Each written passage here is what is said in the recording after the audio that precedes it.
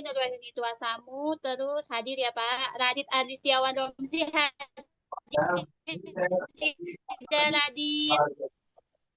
Radit.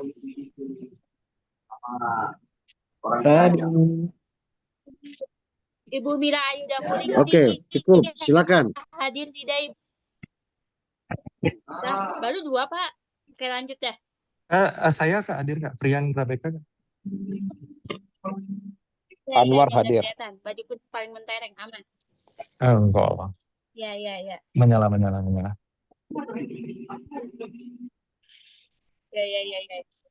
Mulai aja Kak, langsung Kak. Mulai. Gas aja Kak.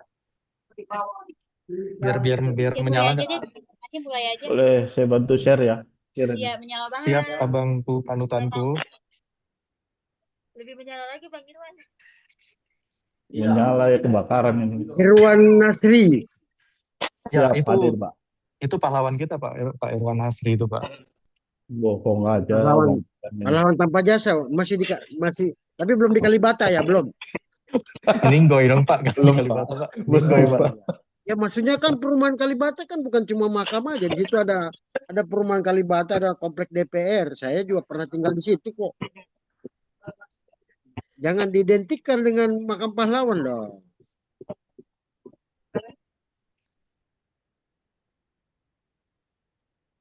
Teman-teman sudah terlihat Mbak Nur dan yang lain. Keamanan telematika. Oke, silakan. Siapa dulu, Mbak Nur dulu atau aku dulu? Boleh. Saya dulu ya. Oh ya, baik Mbak Nur.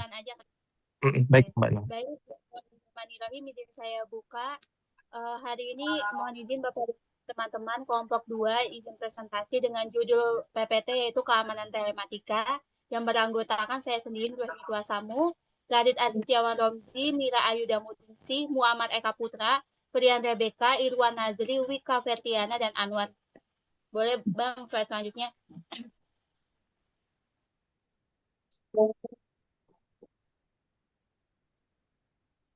Oke. Pertama-tama marilah kita membaca pengertiannya. Pengertian dari telematika sendiri adalah menurut Kementerian Komunikasi dan Informatika atau Kominfo, telematika mencakupi berbagai bidang seperti sistem komunikasi, data, layanan internet, aplikasi digital, hingga sistem informasi manajemen. Telematika menjadi landasan utama bagi transformasi digital yang mendorong efisiensi, transparansi, dan efektivitas dalam kehidupan modern.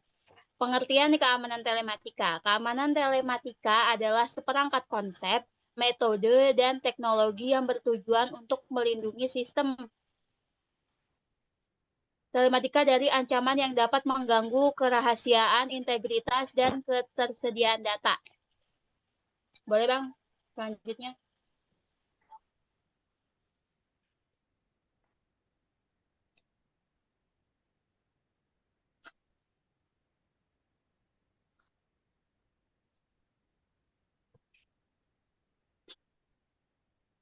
Lempar. Oke, saya ulang. Oke. Oke. Mbak Nur, silakan dilanjut, Mbak Nur. Iya Bang, ganti slide ya Bang, maaf. 3 prinsip dasar keamanan telematika. Yang pertama ada confidentiality atau kerahasiaan. Menjaga agar data tidak diakses pihak yang tidak berwenang. Yang kedua ada integrity atau integritas. Memastikan data tidak diubah, dihapus, atau dimanipulasi secara ilegal. Yang ketiga ada availability atau ketersediaan. Menjamin sistem dan data selalu tersedia saat dibutuhkan oleh pihak yang berhak. Selanjutnya akan dibacakan oleh atau dijelaskan oleh teman kita. Boleh Bang Irwan Nazri, silakan. Baik, terima kasih Mbak Nur. Izin saya lanjutkan untuk bentuk-bentuk ancaman dalam keamanan telematika. Yang pertama ada berupa malware ya, perangkat lunak berbahaya seperti virus, worm, dan trojan, spyware, dan ransomware. Kemudian ada hacking, ini merupakan tindakan penyusupan ke sistem komputer untuk mengambil, mengubah, atau merusak data. Kemudian yang ketiga adalah phishing. Nah, ini merupakan tindakan penipuan dengan menyamar sebagai pihak terpercaya untuk mencuri data pribadi. Kemudian nomor 4 ada denial of service atau DOS, DDoS attack.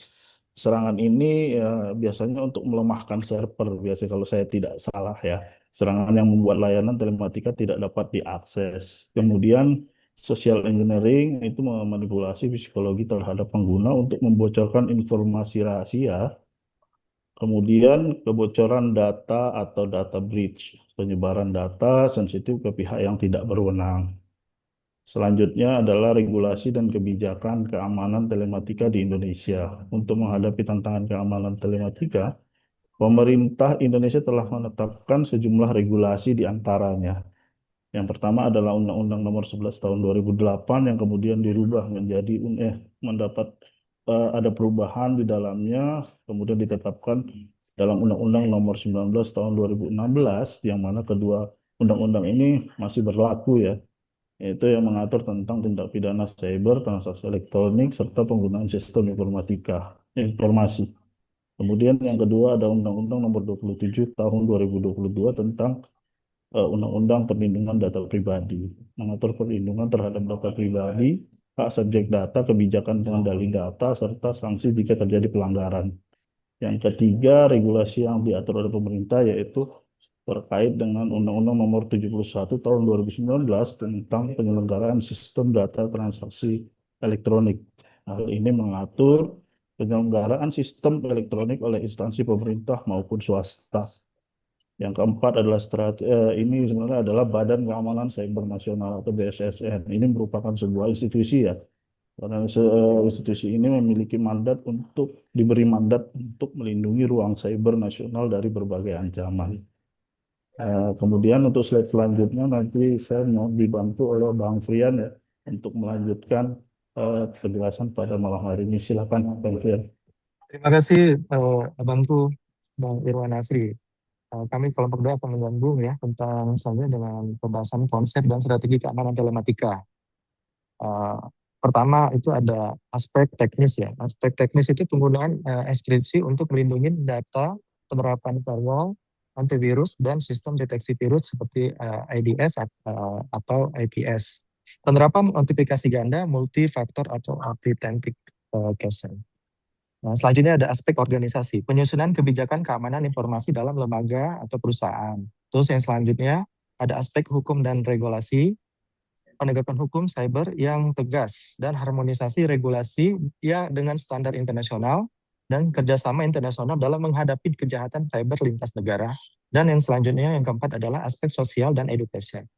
Meningkatkan literasi digital masyarakat, memberikan pemahaman tentang bahaya membagikan data pribadi secara sembarangan, kampanye publik terkait keamanan cyber. Dan selanjutnya, pentingnya keamanan telematika di era digital. Pemanfaatan telematika di Indonesia telah berkembang pesat, mulai dari layanan perbankan digital seperti e-banking, layanan belanja seperti e-commerce, hingga sistem administrasi pemerintah seperti e-governance atau OSS. Namun perkembangan ini juga menimbulkan risiko yang besar terhadap keamanan data, informasi. Terus selanjutnya Indonesia juga termasuk salah satu negara ya dengan tingkat serangan cyber tertinggi di Asia Tenggara. Menurut laporan Badan Cyber dan Sandi Negara BSSN, sepanjang tahun 2022 aja terjadi lebih dari 700 juta anomali ya serangan cyber yang menyerang berbagai sektor, mulai dari sektor publik, perbankan, telekomunikasi, hingga pendidikan. Nah, untuk selanjutnya terkait contoh kasus keamanan telematika, mungkin dilanjutkan sama rekan kami. Saya serahkan ke Bang Irwan Nasri, mau apa? Ke siapa Bang Irwan? Saya lempar ke moderator, Bang Irwan. Baik, saya lanjutkan untuk materi ya. Contoh kasus keamanan telematika di Indonesia. Baik, silakan Bang Radit. Pertama, kasus kebocoran data BPJS Kesehatan di tahun 2021. Pada Mei 2021, publik dikejutkan dengan dugaan kebocoran. Gimana ya Bang? Nggak ada materinya di sini. Dilampirkan Bang. Kak Nur boleh dibantu Kak? Lompat Bang Anwar. Saya share lagi ya. Baik. Oke, silakan Bang Anwar dilanjutkan. Maaf. Ya, tadi Bang Radit, Bang Radit, Radit, oh silakan Bang Radit.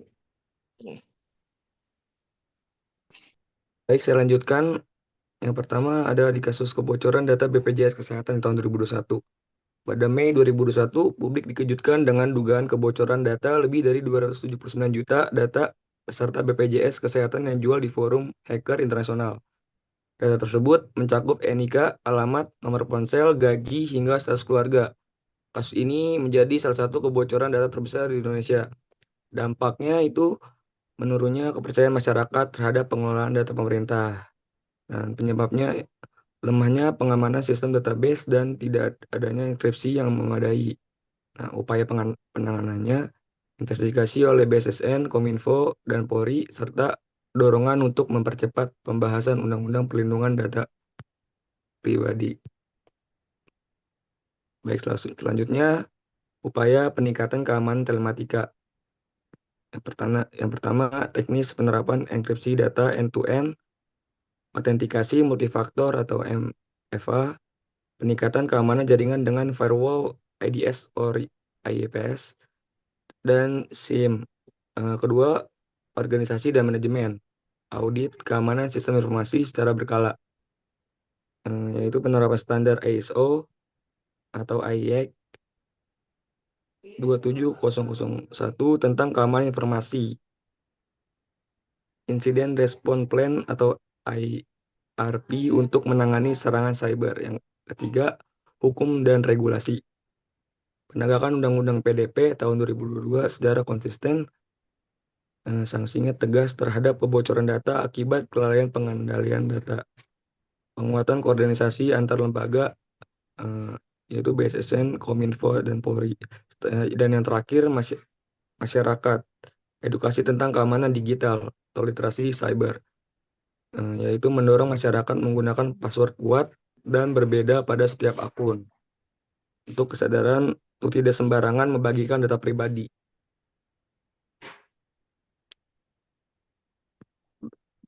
Mungkin bisa kesimpulannya, dilanjut untuk kesimpulan Bang Anwar ya. Boleh Bang, silakan Bang. siap. Terima kasih Bang Riwan. Saya menyambung kesimpulan.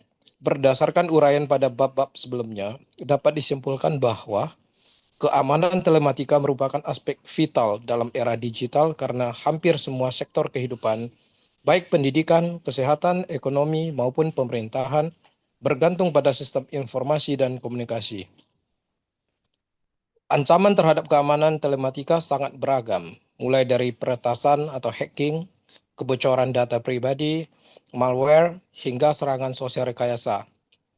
Beberapa kasus besar di Indonesia seperti kebocoran data BPJS Kesehatan tahun 2021, peretasan Tokopedia tahun 2020, dan dugaan kebocoran data IndiHome tahun 2022 menunjukkan lemahnya perlindungan data dan keamanan sistem telematika nasional. Indonesia sebenarnya telah memiliki regulasi seperti Undang-Undang ITE tahun 2008 direvisi pada tahun 2016 dan Undang-Undang Perlindungan Data Pribadi pada tahun 2022. Namun implementasi dan penegakannya masih menghadapi banyak tantangan. Peningkatan keamanan telematika harus dilakukan secara menyeluruh, melibatkan aspek teknis, organisasi, hukum, dan kesadaran masyarakat. Next slide, Bang. Saya lanjutin atau ada teman lain yang mau membaca? Lanjutkan aja Bang. Oh boleh. saja. Mbak Wika. Oh, oke. Siap. Mbak Wika silakan. Ini slide terakhir soalnya. Ya, silakan. Ya, makasih. Oke, izin disaran untuk memperkuat keamanan telematika di Indonesia, maka disarankan ada 3 aspek, yaitu pertama untuk bagi pemerintah meningkatkan koordinasi antara lembaga, Kominfo, BSSN, Polri, dan OJK dalam serangan cyber, menegakkan aturan undang-undang perlindungan data pribadi dengan sanksi tegas bagi pihak yang lalai menjaga keamanan data. Meningkatkan kapasitas nasional melalui pembangunan pusat keamanan cyber security center yang kuat. Kedua, bagi penyelenggara sistem elektronik atau pemerintah maupun swasta menerapkan standar keamanan internasional seperti ISO atau IEC 27001, melakukan audit keamanan sistem secara berkala dan memperbarui sistem keamanan risk management, menyusun insiden response plan atau IRP untuk memanfaatkan dampak kebocoran data serangan cyber. Ketiga, bagi masyarakat, meningkatkan literasi digital terutama terkait keamanan data pribadi, menggunakan password yang kuat, unik dan berbeda di setiap akun. Mengaktifkan autentikasi ganda, yaitu multi-factor authentication pada layanan digital. Bijak dalam membagikan data pribadi di media sosial maupun aplikasi. Sekian, terima kasih. Ya, tolong ditutup Baik. dulu slide-nya. Terima kasih.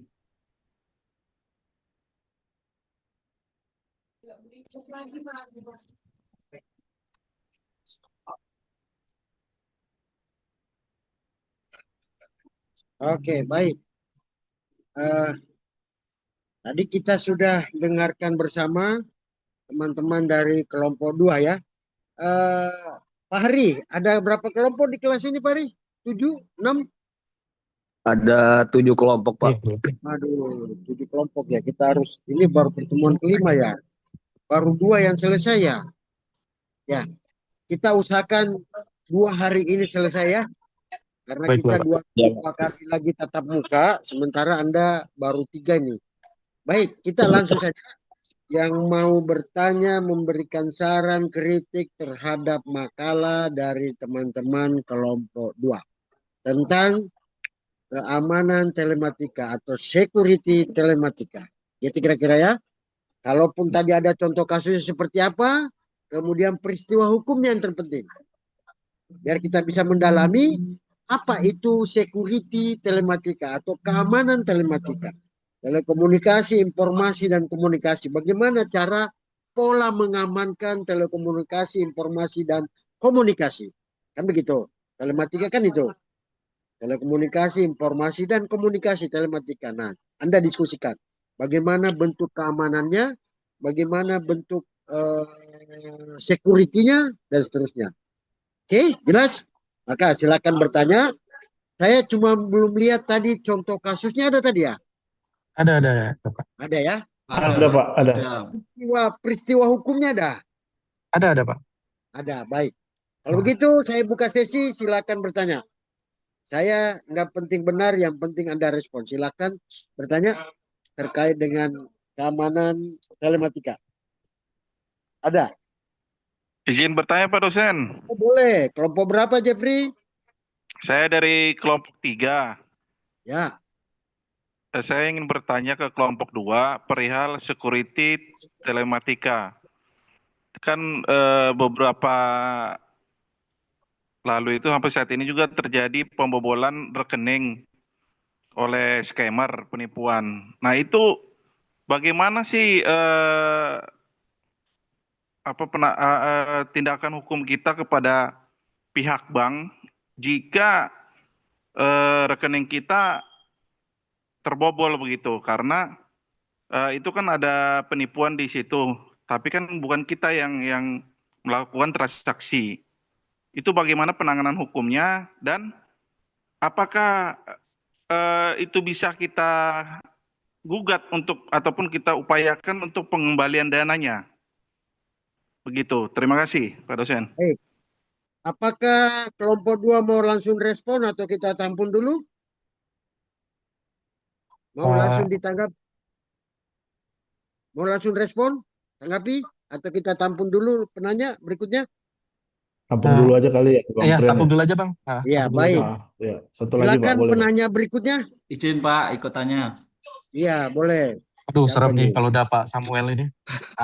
Panutan kita ini. Ya, jangan begitu Pak. Kita kan Ini ahli telematika nih, pengganti Rosuryo. Iya, Pak. Kelihatan, Pak.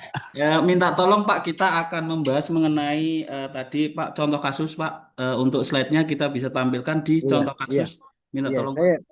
Harus kita lihat contoh kasusnya seperti apa ya, peristiwa hukumnya, biar kita masuk ke pokok perkaranya itu. Siap. Ya, contoh kasus. Jadi ini kita ambil data contoh kasus kebocoran data BPJS Kesehatan tahun 2020.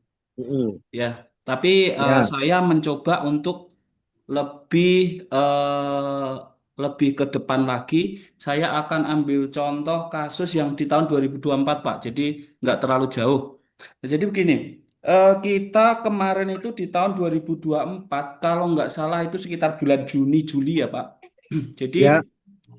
Kementerian PUPR itu sistemnya itu lumpuh dikarenakan serangan cyber terhadap Pusat Data Nasional atau PDNS yang beberapa Ya. waktu itu rame, Pak. Sampai Ya. akhir tahun kan akhirnya tidak bisa berjalan itu. Jadi semua sistem yang ada di Kementerian PUPR itu tidak Ya. bisa dikendalikan karena memang sudah dikuasai oleh hacker begitu ya. Jadi Ya. pusat data nasional kita lumpuh, bahkan ada beberapa kementerian yang sistemnya juga akhirnya ikut lumpuh dan agak rame waktu itu tahun Ya. 2024 ya. Langsung ke poin pertanyaannya Samuel. Iya, ini sekarang Poinnya masuk ke langsung. pertanyaan, Pak. Ya. Pertanyaannya.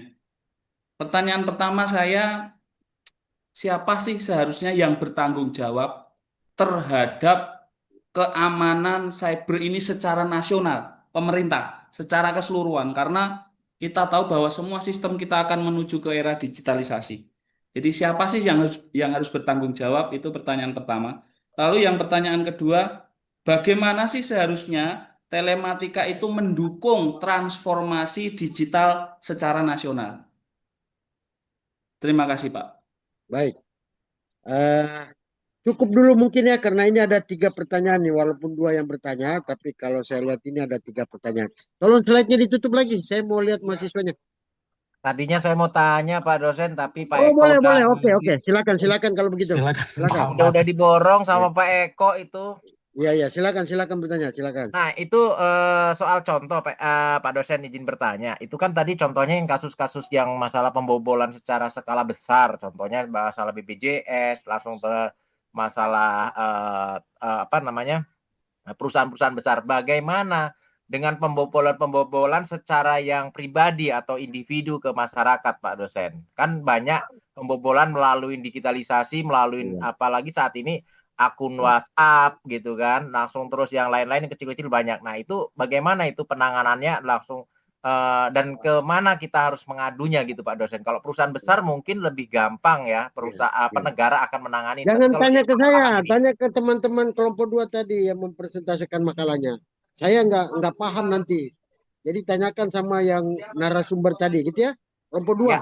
Ya, seperti itu Pak dosen. Pertanyaan saya buat kelompok 2. Saya dari kelompok 5. Baik teman-teman kelompok 2, silakan direspon, saya nggak penting benar.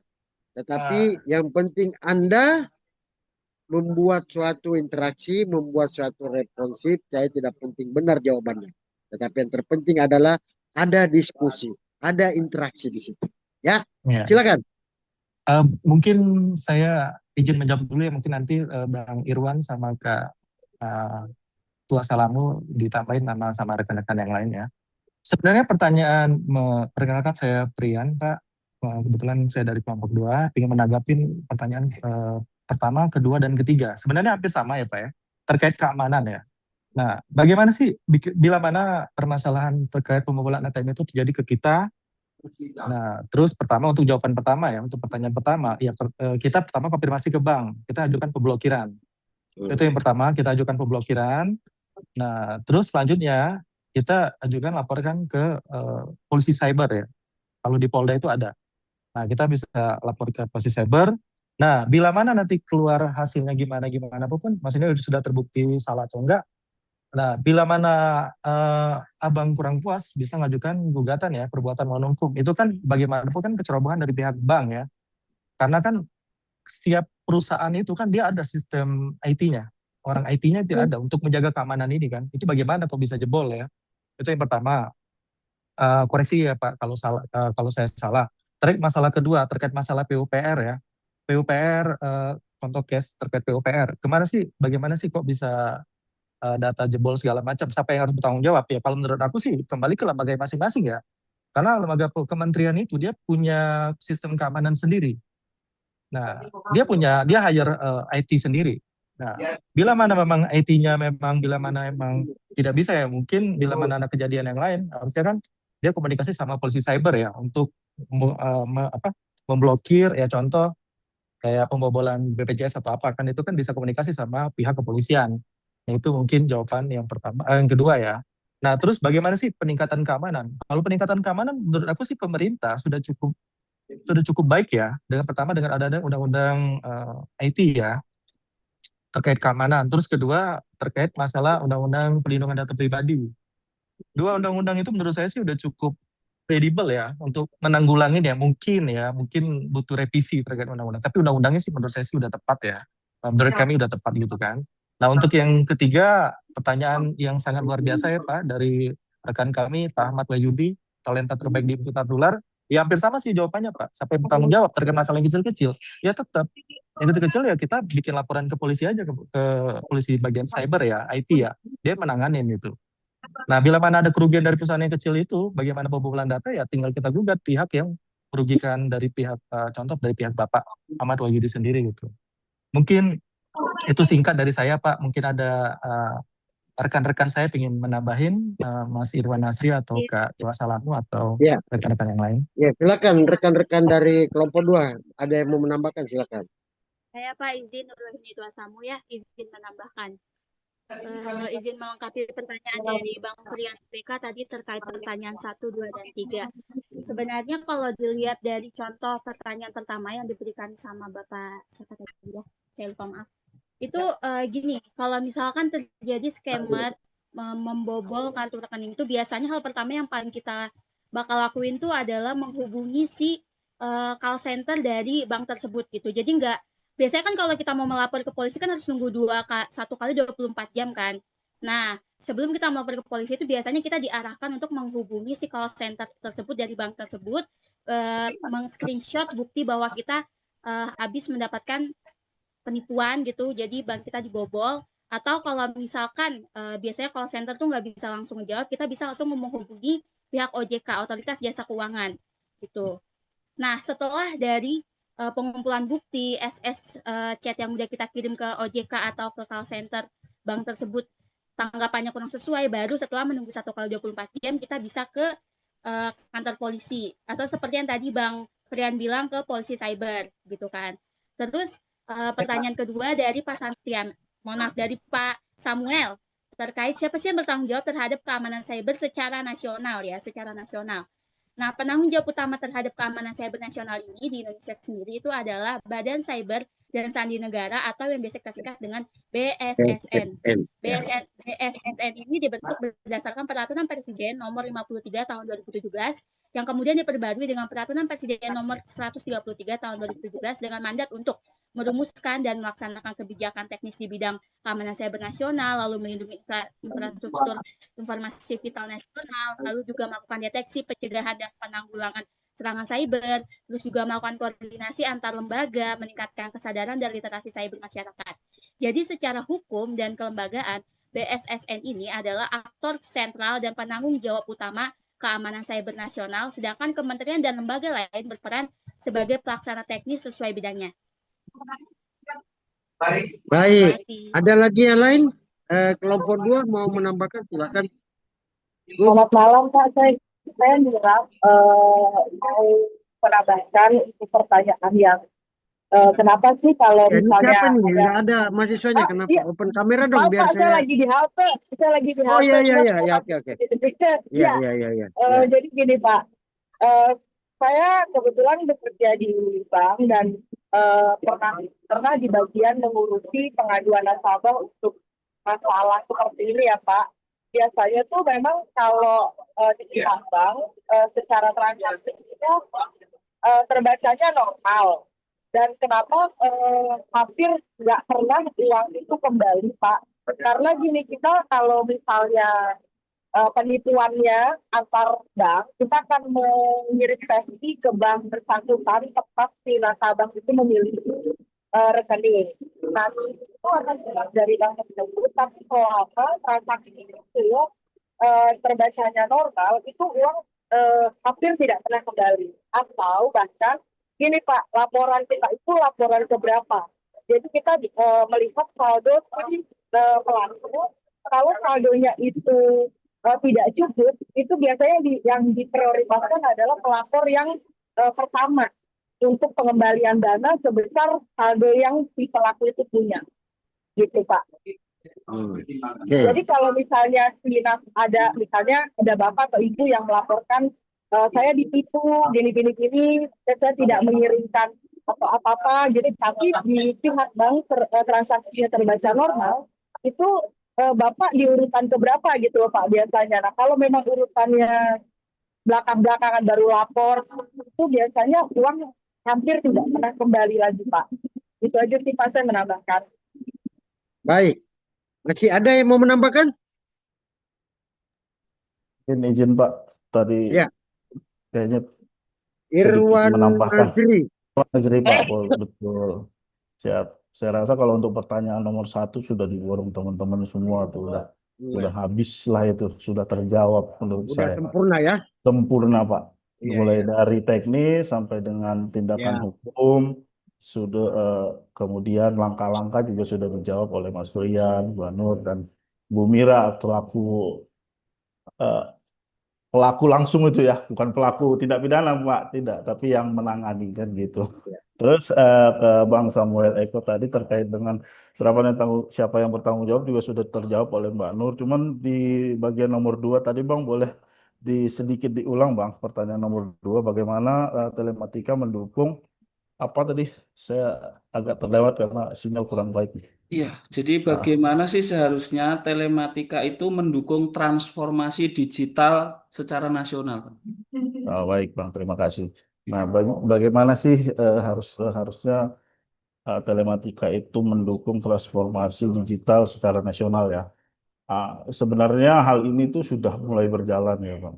Dengan adanya undang-undang yang mengatur tentang beberapa undang-undang yang kami sebutkan tadi terkait dengan transaksi elektronik, kemudian informasi, kemudian ada undang-undang tentang penyalahgunaan sistem transaksi elektronik juga itu sudah termasuk salah satu pendukung dari pihak pemerintah melalui dengan regulasi.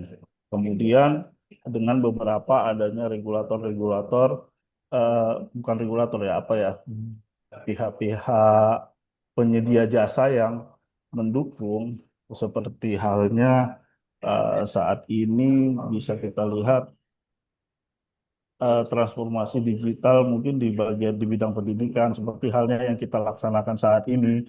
Yang dulu kita melakukan pendidikan itu memang harus tatap muka, tapi sekarang dengan kemajuan teknologi informasi itu kita bisa laksanakan melalui Zoom kan gitu. Ini sudah merupakan salah satu contoh kemajuan dukungan dari telematika dalam salah satu perkembangan di dunia digital, terutama di dalam kita masyarakat ya. Selain itu juga seperti halnya KTP sekarang yang terkait dengan pendudukan itu bukan hanya lagi sekarang elektronik, tapi sudah ada aplikasi yang memang diciptakan oleh dinas kependudukan itu yang sekarang KTP itu bisa kita akses melalui handphone kan gitu. Nah, itu juga sudah merupakan salah satu support atau dukungan bagaimana kemajuan telematika di era digital di Indonesia kan itu mendukung transformasi digital di Indonesia. Mungkin itu contoh-contoh kecilnya Bang ya. Mungkin contoh-contoh besar ada beberapa yang lain lah. Kita ambil yang sederhana-sederhana saja.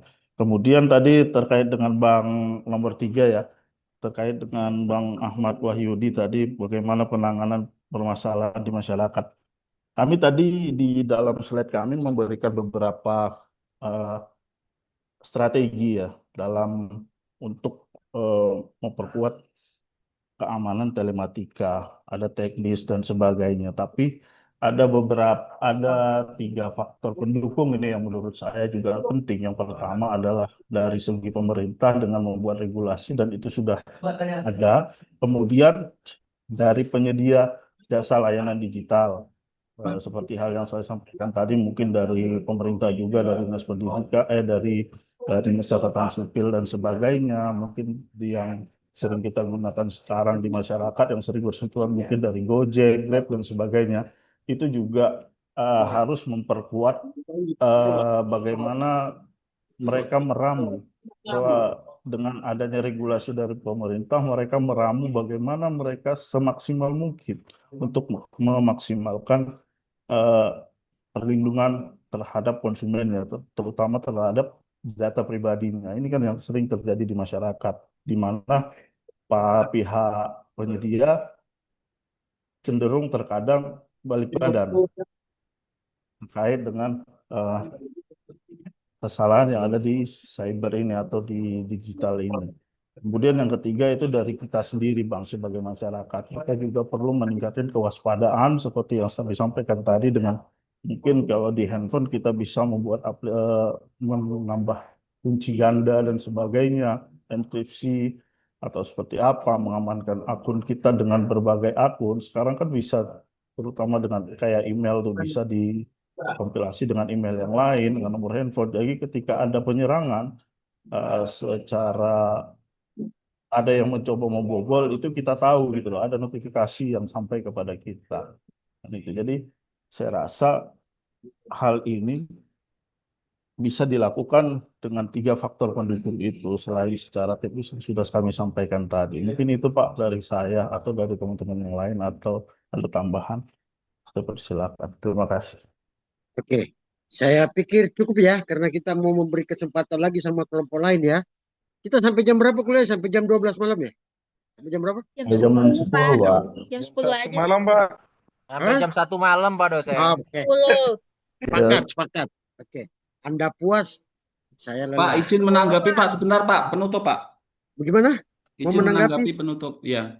Ya, Kan belum silakan. ditutup Pak Samuel. Terima Belum. kasih, terima kasih. Saya baru malam ini mendapatkan pencerahan dari Nur Wahyuni Tuasamu bahwasanya ternyata yang bertanggung jawab terhadap keamanan cyber secara nasional itu adalah BSSN. Nah, ini saya ternyata baru tahu malam ini loh, Pak. Karena selama ini saya berpikir Komdigi, Pak. Komdigi ternyata, tapi ternyata tidak. Ada badan yang setara kementerian namanya BSSN yang bertanggung jawab secara nasional, Pak, terhadap keamanan cyber skala nasional. Nah, ini terima kasih sekali Iya dong, Mas malam ini Samuel. membuka pencerahan Mbak Nur saya juara sama Samuel. yang Mbak Nur ternyata juara. Kalau anggota DPR mantap, itu Bang Samuel. mantap. Terima kasih. Kata Bang Nasri, Sama-sama, calon terima Menteri kasih. Perlindungan Perempuan dan Anak yang paling benar sih, Bang. Amin, amin. Masih Itu jauh berarti kalau dia bertanggung jawab ketika ada kerugian, badan tersebut akan mengganti rugi gitu atau bagaimana ya?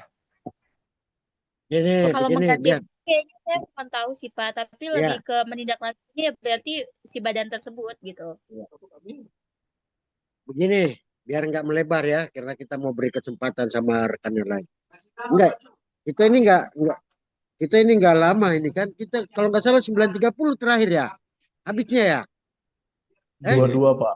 22 Berapa? Pak. Pas habis 22, Pak. Enggak 22 Pak. dong, ini kan 2 Sampai jam SKS, 10 nggak malam. mungkin 2 jam setengah. Ini kan 2 SKS. 1 jam setengah. Ini kita mulai 7.30. Ya Berarti nggak apa-apa Pak. selesainya Nggak apa-apa Pak dosen, ada diskon juga nggak apa-apa. Dua-dua, Ya, Pak. begini. Ini tadi yang didiskusikan ini sangat menarik karena ini bicara tentang security, keamanan. Artinya harus ada jaminan, ada kepastian hukum di situ. Gitu ya. Nah, terkait dengan teknis semua tadi itu, ini bicara teknis. Memang kelemahan di Indonesia itu kalau bicara kasus-kasus telematika, khususnya cuman apa namanya hacker, kemudian pencurian data, itu nggak seksi, nggak menarik. Coba kalau hate speech, ujaran kebencian, apalagi public figure, itu langsung trending tuh, langsung viral. Benar ya? Tetapi kalau pencurian data, datanya Anora Yudi dicuri, bodoh amat. Emang siapa? Kira-kira begitu kan? Data saya dicuri Pak, bla bla, bodoh amat. Tetapi kalau bicara hate speech, ujaran kebencian, apalagi notabene-nya seorang public figure atau apapun itu pasti hebohnya sampai 3 bulan. Nah, itu Betul, Pak. kelemahan. Sementara kita bicara ini adalah media sosial sama, telematika juga itu. Nah, itu ada pempilahan di situ. Ini kelemahan. Kita sering kritik itu. Coba kalau seperti misalnya Anda dirugikan, data bank Anda dirugikan terus dipindah tangankan. Ya, ada rekan saya itu dananya Adam Lokabil ini bisa pindah ke Dian Januang nih. Ada, itu baru nggak bicara, nggak perlu sekolah itu, nggak perlu. Itu otodidak. Itu pembelajarannya otodidak. Gitu kira-kira ya. Nggak perlu sekolah tinggi-tinggi. Eh, dananya Anwar itu bisa dipindahkan ke Fahri. Ada itu kasus-kasus begitu pernah saya tangani gitu loh. Tetapi ini nggak seksi, nggak menarik, nggak seksi. Tetapi kalau bicara tentang hate speech, bicara tentang ujaran kebencian yang notabene juga public figure, itu sampai viralnya itu bisa sampai 3 bulan, 4 bulan. Itu kira-kira ya. Apalagi kalau kasus yang sifatnya agak rada-rada berbau politis sedikit, itu luar biasa. Nah, kita kembali lagi begini. Jadi teman-teman tadi apa yang didiskusikan itu bicara penegakannya segala macam. Semua yang Anda diskusikan itu semuanya benar, cuman penyampaiannya yang berbeda-beda. Gitu ya, semua. Kalau kalau penyidikan itu hanya melihat unsur-unsur pidananya. Karena telematika itu dua hukum di situ. Ada hukum perdatanya, ada hukum pidananya. Gitu ya. Jadi dilihat dulu. Kalau memang ini adalah unsur memenuhi pidananya, maka ditingkatkan menjadi penyidikan. Tetapi kalau memang ini hanya unsur keperdataan, ini pasti mediasi, non litigasi. Gitu yang terjadi ya. Nah, cuman kita masyarakat Indonesia itu hal-hal seperti ini, kalau Anda merasa dirugikan, Anda nggak mungkin pergi lapor ke Polsek, apalagi ke tingkat unit cybercrime di Polda, nggak mungkin. Gitu kira-kira ya. Ini juga yang membuat kelemahan kita sendiri. Katakanlah Anda misalnya di-hacker lah atau mungkin ada semacam pencurian data, Anda juga pasti bicara cuma temannya, tapi langkah hukum itu Anda tidak lakukan. Itu juga masalah. Mestinya langkah hukum itu harus dilakukan. Nah, benar tadi ada tadi nggak tahu dari kelompok 2 tadi itu bahwa jadi kalau bicara telematika bicara sangat erat dengan pembuktian. Di mana letak Anda dirugikan itu sehingga penyidik dalam hal ini penegak hukum dapat meningkatkan status penyidikan itu. Kan begitu ya? Karena nah, yang namanya elektronik ini juga bisa sistem yang bekerja, bisa juga dikendalikan oleh manusia, kan begitu ya? Nah, makanya setiap institusi itu seperti tadi Anda sampaikan memang ada keamanannya tersendiri gitu loh. Tetapi memang yang bertanggung jawab secara nasional itulah yang tadi namanya Badan Sandi Cyber Negara, ya itu yang tanggung jawab. Tetapi ini juga uh, saya pernah baru sekali ke kantor di Jalan Merdeka sana ya, itu baru sekali buat ke situ. Jadi di sana juga segan kita masuk situ. Kenapa? Kantornya itu mewah, bukan semacam kantor rakyat yang mudah kita kunjungi. Nah ini juga terlalu terlalu elit, terlalu bonafit juga. Sementara yang dirugikan ini ya sekelas saya, sekelas Anda, rakyat jelata gitu loh. Kan begitu. Nah makanya sifatnya itu dia tidak mengeksekusi, kalau BSN hanya merekomendasikan saja bahwa benar terjadi bla bla bla bla, merekomendasikan saja, tapi tidak menyidik dan tidak mengeksekusi dan tidak mengambil suatu putusan, hanya sifatnya rekomendasi. Begitu ya kalau BSSN ya, itu dikepalai oleh Jenderal Bintang 3 gitu kira-kira. Nah, eh saudara sekalian, saya pikir itu dulu untuk sementara karena kita mau berikan dulu kesempatan kepada kelompok berikutnya, kemudian nanti di akhir perkuliahan baru kita membuat resumenya. Gitu ya kira-kira ya, cukup ya. Baik, eh untuk itu mana selagi siapa? Solahuddin, Fahri Solahuddin. Iya, Pak. Ya, silakan kelompok lain siapa lagi yang mau lanjut? Kelompok 3, Pak, sesuai urutan. Ya. Jadi 1, 2, 3 sudah selesai Solahuddin ya? Iya, sudah. Oh, kelompok 3 lagi berlangsung. Ya, baik. Berarti tinggal 4 lagi. Kita usahakan di 6-7 selesai ya. Silakan kelompok 3. Seperti biasa, durasinya diatur dengan teman-temannya.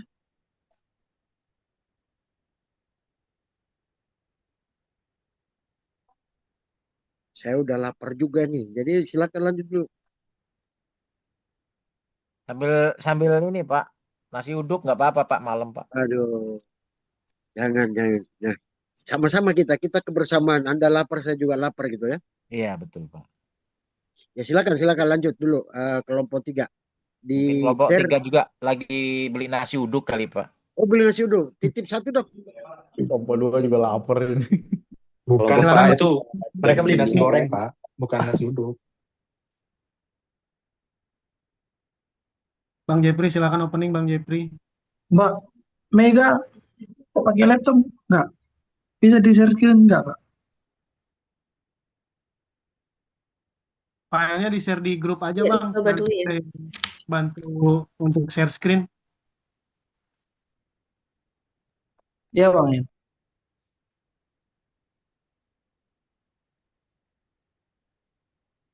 Mbak Mega. Ntar Pak, lagi dicoba. Siap, sabar menunggu.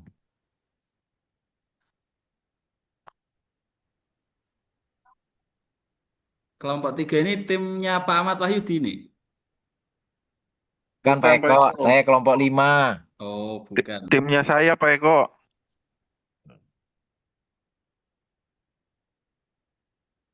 Nanti kita usahakan kita belum pernah hibrid ya, kita usahakan 1 kali ya. Kita atur waktu ya. Ya Pak dosen, ntar bawa Iya. gorengan nggak apa-apa Pak dosen. Iya, saya kalau Kamis Jumat itu di luar kota terus masalah jadi susah saya ngatur waktunya nih. Ya Pak dosen. Saya siap mewakili Pak dosen. Oh iya, diutus. siap begitu. Boleh. Ada Bang Samuel Eko Pak bisa jadi asisten tuh Pak. Siap, saya bawa kopernya Pak dosen mah. Isinya dalam ular mau. Nggak apa-apa Pak dosen. Yang penting bukan datanya orang korupsi Pak dosen, bukan KPK. Siap. Nggak apa-apa kalau datanya orang korupsi, biar juga dapat ilmunya kita bagaimana melakukan tindakan pidana itu. Datanya nggak apa-apa, asal jangan uangnya aja.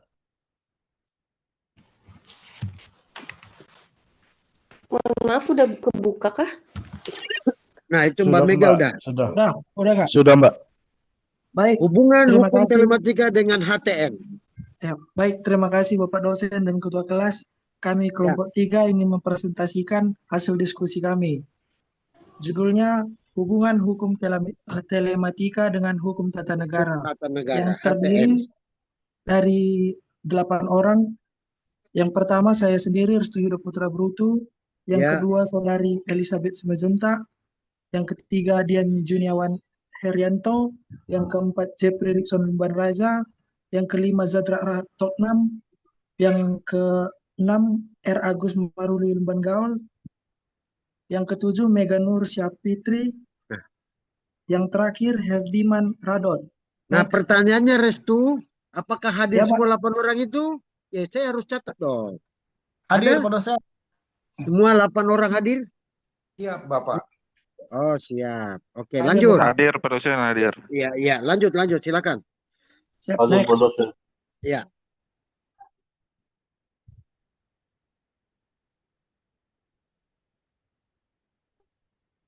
Mengapa telematika penting bagi negara? Sebelum kita menjawab pertanyaan tersebut, kita harus mengerti dulu apa definisi hukum telematika dan hukum tata negara. Hukum telematika merupakan hukum yang mengatur penggunaan teknologi informasi dan komunikasi atau TIK, termasuk telekomunikasi, konten multimedia, dan informatika atau cyber law. Yang kedua, definisi hukum tata negara atau HTN, hukum yang mengatur organisasi negara, hubungan antar organ negara, dan hubungan negara dengan warga negara atau hak konstitusional. Jadi, mengapa telematika penting bagi negara? Jawabannya karena perkembangan TIK telah mempengaruhi fondasi struktur dan fungsi penyelenggaraan negara, sehingga interaksi kedua bidang hukum ini menjadi tak terhindarkan. Next.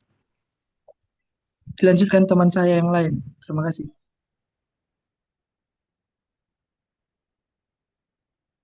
Kalau Anda mau apa namanya, ibaratnya mau rebahan, mau istirahat, mau makan, silakan ya. Tetapi open kamera ya. Ya, Next, ada. Bu Nur. Siap, Pak dosen. Boleh Silakan, Mbak slide Nur. selanjutnya, Bu Nur.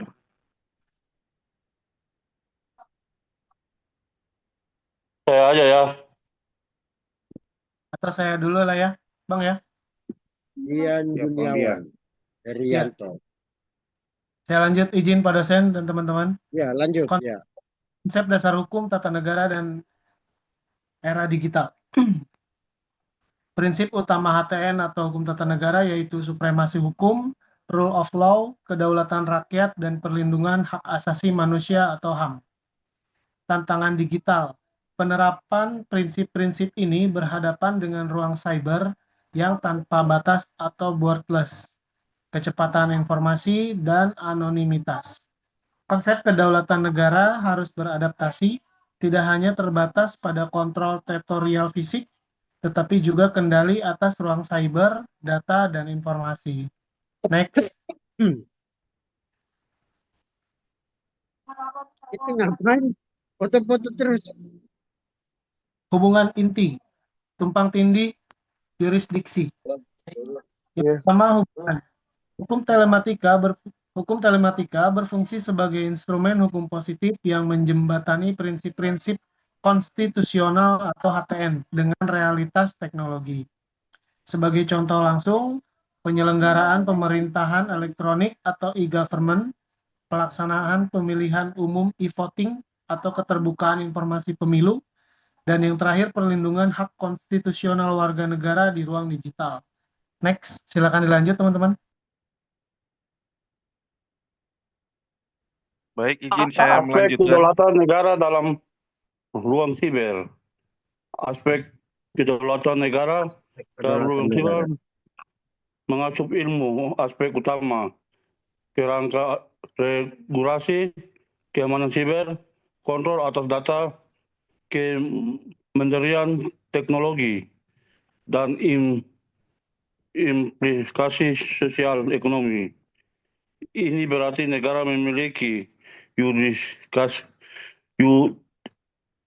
yurisdiksi dan hak untuk mengatur informasi digital data secara aktif di wilayah siber mereka. Sejalan dengan hukum internasional, hal ini mencakup perlindungan infrastruktur kritis, data pribadi warga negara, dan pengembangan ekonomi digital yang aman dan mandiri. Tantangan perlu kerjasama internasional karena kejahatan siber dan transaksi digital seringkali bersifat global. Lanjut. Izin melanjutkan, government dan prinsip good governance. Peran HTN menetapkan kerangka kerja untuk pemerintahan yang transparan, akuntabel, dan partisipatif, atau prinsip good governance. Peran telematika menyediakan infrastruktur dan mekanisme digital untuk mewujudkan prinsip HTN tersebut, misalnya sistem pelayanan publik elektronik, pengarsipan, dan persidangan elektronik. Kemudian dasar hukum undang-undang untuk undang-undang tentang keterbukaan informasi publik atau KIP dan regulasi e-government. Next. Perlindungan hak konstitusional atau privasi dan data pribadi. Hak konstitusional, hak atas informasi, hak untuk berkomunikasi, dan hak atas perlindungan diri pribadi. Seperti di dalam pasal 28F Undang-Undang 1945. Konflik, pengumpulan dan penggunaan data pribadi oleh pemerintah atau lembaga memunculkan tantangan baru terhadap hak privasi individu. Solusi telematika, Undang-Undang Perlindungan Data Pribadi atau UU PDP sebagai produk hukum telematika yang fundamental untuk mengimplementasikan hak konstitusional ini. Next, rekan-rekan. Saya lanjutkan ya, Pak. Ya, silakan. Perlindungan hak konstitusional kebebasan berekspresi. Hak konstitusional kebebasan berserikat, berkumpul, dan menyatakan pendapat. Pasal 28E Undang-Undang tahun 1945. Tantangan digital, penyalahgunaan kebebasan, misalnya hoax, ujaran kebencian, dan potensi kriminalisasi terhadap kritik yang sah. Regulasi Undang-Undang Informasi dan Transaksi Elektronik Undang-Undang ITE mencoba menyeimbangkan kebebasan berekspresi dengan perlindungan, kehormatan, dan ketertiban umum. Saya lanjutkan lagi. Pembuktian elektronik dan kepastian hukum. Isu HTN, salah satu prinsip supremasi hukum adalah kepastian hukum. HTN mengatur pembentukan lembaga penegak hukum, kepolisian, kejaksaan, dan kehakiman. Peran telematika, informasi, dan dokumen elektronik diakui sebagai alat bukti yang sah di pengadilan. Pasal 5 Undang-Undang ITE. Implikasi memperluas cakupan penegak hukum tata negara, pidana, dan perdata ke dalam ranah digital. Dilanjut, kawan. Tantangan regulasi, dinamika teknologi versus stabilitas hukum. Sifat telematika sangat dinamis, cepat berubah, dan inovatif. Sifat HTN bertujuan menciptakan stabilitas dan kerangka kerja yang fundamental, konstitusi. Dilema hukum termasuk UU ITE harus dibuat holistik, fleksibel, dan antisipatif agar tidak tertinggal oleh perkembangan teknologi. Namun tetap harus menjamin kepastian hukum. Next.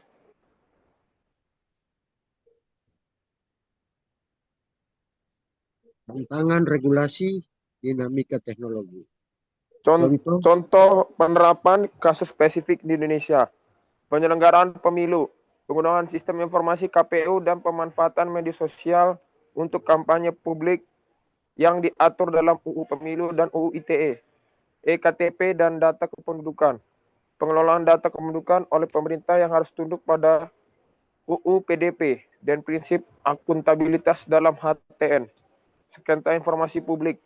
Sengketa mengenai informasi yang dikuasai badan publik yang diselesaikan melalui Komisi Informasi berdasarkan UU KIP turunan dari hak konstitusional.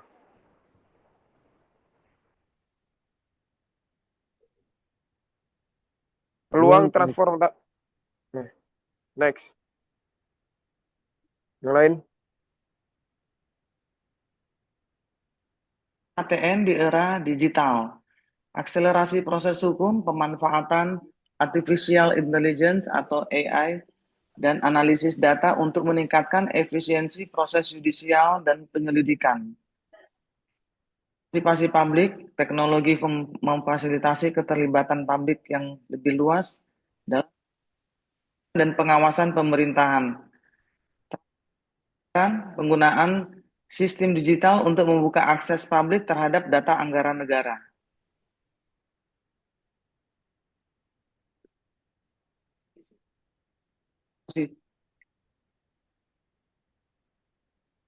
Keputusan berbasis algoritma dalam pelayanan publik harus tetap menjunjung tinggi prinsip kesetaraan di mata hukum atau HTN. Jaringan atau net neutrality memastikan bahwa akses terhadap informasi dan komunikasi digital tidak dibatasi secara sewenang-wenang oleh negara atau penyedia layanan, sejalan dengan hak konstitusional untuk berkomunikasi.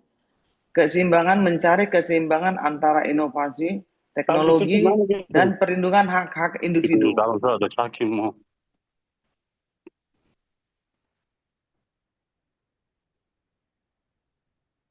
Konstitusi. telematika dan hukum tata negara adalah hubungan substansial dan instrumental. HTN menyediakan dasar filosofis dan kerangka konstitusional atau HAM kedaulatan supremasi hukum. Hukum telematika menyediakan instrumen dan regulasi teknis, undang-undang IT, undang-undang PDP, dan menerapkan prinsip HTN dalam konteks digital. Masa depan transformasi dan adaptasi konstitusi menjadi mutlak untuk memastikan bahwa TIK mendukung tujuan bernegara, yaitu melindungi segenap bangsa dan memajukan kesejahteraan umum.